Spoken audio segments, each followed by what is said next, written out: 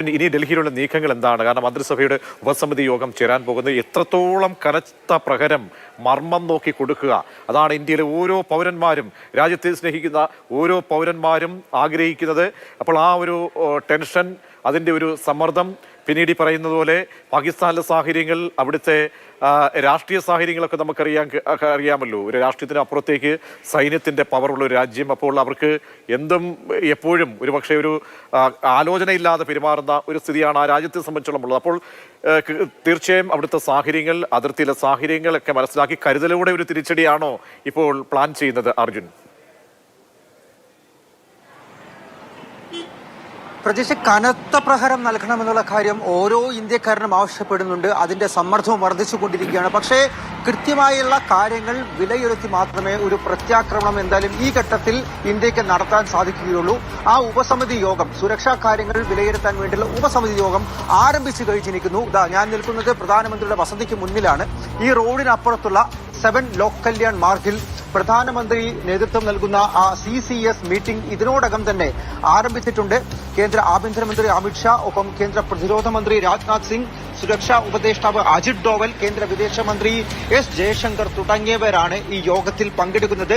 ഇതിനോടകം തന്നെ നയതന്ത്ര തലത്തിൽ പാകിസ്ഥാനെ ദുർബലമാക്കാൻ വേണ്ടിയിട്ടുള്ള ചില തയ്യാറെടുപ്പുകൾ ഇന്ത്യ നടത്തി തുടങ്ങിയിട്ടുള്ള കാര്യം നമുക്ക് ഇതിനോടകം തന്നെ റിപ്പോർട്ടുകളായി ലഭ്യമാകുന്നുണ്ട്. പക്ഷെ അതിനപ്പുറത്തേക്ക് പാകിസ്ഥാന്റെ മർമ്മത്തുള്ള പ്രഹരം അത് ഏത് രീതിയിൽ വേണം, അതായത് സൈനിക നടപടികൾ ഏത് രീതിയിൽ വേണമെന്നുള്ളത് ഈ യോഗത്തിലൂടെ മാത്രമേ എന്തായാലും അതിലൊരു തീരുമാനമുണ്ടാവുകയുള്ളൂ, ധാരണയുണ്ടാവുകയുള്ളൂ. അതിനുശേഷമുള്ള നടപടികൾ അടുത്ത ദിവസങ്ങളിലായിരിക്കും നമുക്ക് അതിനെക്കുറിച്ച് കൂടുതൽ വ്യക്തത എന്തായാലും ഈ ഘട്ടത്തിൽ വരിക. നിലവിൽ ഇപ്പോഴും വലിയ തോതിൽ തന്നെ ഒരു മാൻഹണ്ട്, ആളുകളെ, ഈ ഭീകരരെ അന്വേഷിച്ചുകൊണ്ടുള്ളൊരു ദൌത്യം കശ്മീരിൽ പുരോഗമിച്ചുകൊണ്ടിരിക്കേണ്ട രംഗത്ത് കരസേനയും പാരാമിലിറ്ററിയും ജമ്മു കശ്മീരും പോലീസുമുണ്ട്. അതേസമയത്ത് തന്നെ ഏറ്റവും ഒടുവിൽ പുറത്തു വരുന്ന ഒരു വാർത്തയനുസരിച്ച് കുൽഗാമിൽ ഇപ്പോൾ വീണ്ടും ഒരു ഏറ്റുമുട്ടൽ ഉണ്ടായിരിക്കുന്നു.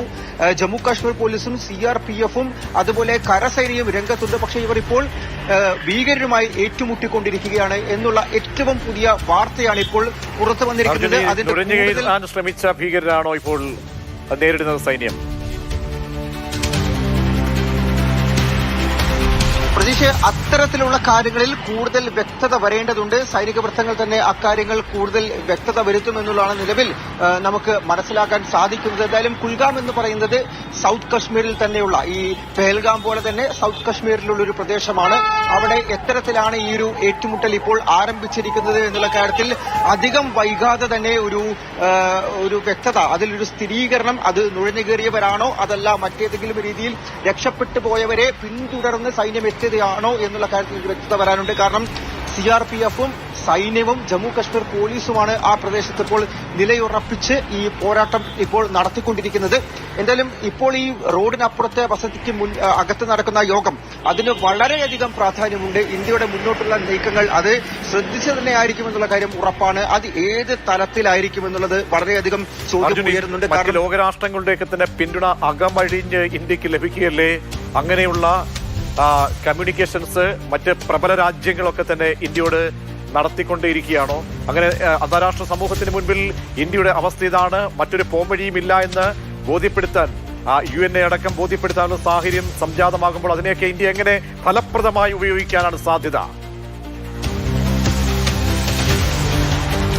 തീർച്ചയായും ഇതിലൂടെ ഇന്ത്യക്ക് തിരിച്ചടി നൽകാനുള്ളൊരു അവകാശമുണ്ട് എന്നുള്ള കാര്യം ഇപ്പോൾ ലോക നേതാക്കളിലടക്കം വ്യക്തമായിട്ടുള്ളൊരു കാര്യമാണ്. അതായത് അല്പം മുൻപുള്ള നേരം വരെ ലോക നേതാക്കൾ, JD വാൻസ് ഉൾപ്പെടെയുള്ള ലോക നേതാക്കൾ പ്രധാനമന്ത്രി മോദിയുമായിട്ട് നേരിട്ട് ഫോൺ വിളിച്ച് സംസാരിക്കുകയും ഈ ഒരു ഘട്ടത്തിൽ ഇന്ത്യക്കൊപ്പം നിൽക്കുകയാണ് എന്നുള്ള കാര്യം അറിയിക്കുന്നുണ്ട്. ഒപ്പം തന്നെ എല്ലാ സഹായവും വാഗ്ദാനം ചെയ്യുന്ന ഒരു ഘട്ടത്തിൽ കൃത്യമായിട്ടുള്ളൊരു മറുപടി നൽകാൻ, ഒരു തിരിച്ചടി നൽകാൻ ഇന്ത്യക്ക് അവകാശമുണ്ട് എന്നുള്ളൊരു ഘട്ടത്തിൽ തന്നെയുള്ളത്. പക്ഷേ അത് കൃത്യമായിട്ടുള്ള വിലയിരുത്തലിലൂടെ എല്ലാ കാര്യങ്ങളും ശ്രദ്ധിച്ചു തന്നെയായിരിക്കും. കാരണം ലോകം മുഴുവൻ ഇന്ത്യയെ ഉറ്റുനോക്കുന്നുണ്ട്, ഇന്ത്യയെ ശ്രദ്ധിക്കുന്നുണ്ട്.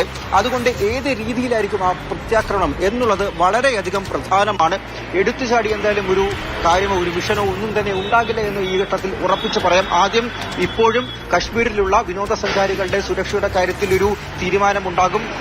ആ കാര്യങ്ങളെല്ലാം കൂടി പരിഗണിച്ച ശേഷമായിരിക്കും സൈനിക തലത്തിൽ എന്ത് നടപടിയാണ് വരാൻ പോകുന്നത് എന്ന് മനസ്സിലാക്കാനായിട്ട് എന്തിനും തയ്യാറായി നിൽക്കാൻ വേണ്ടി 3 സുരക്ഷാ സേനാംഗങ്ങളോടും, അതായത് കരസേന, വ്യോമസേന, നാവികസേനയോട് പ്രതിരോധ മന്ത്രി ആവശ്യപ്പെട്ടിരിക്കുന്നു. അതായത് ഏതൊരു സാഹചര്യവും താണ്ടാൻ വേണ്ടി, ഒരു ഒഴിപ്പിക്കലാണെങ്കിൽ അങ്ങനെ, അതല്ല ഒരു മാൻഹണ്ടിന് വേണ്ടിയിട്ടും ആളുകളെ തിരയുന്ന ഒരു ദൗത്യമാണെങ്കിൽ അങ്ങനെ, അതല്ല പ്രത്യാക്രമണം നടത്താനാണെങ്കിൽ അങ്ങനെ, അതുപോലെ ഏതൊരു സാഹചര്യവും നടത്താൻ വേണ്ടി തയ്യാറായി.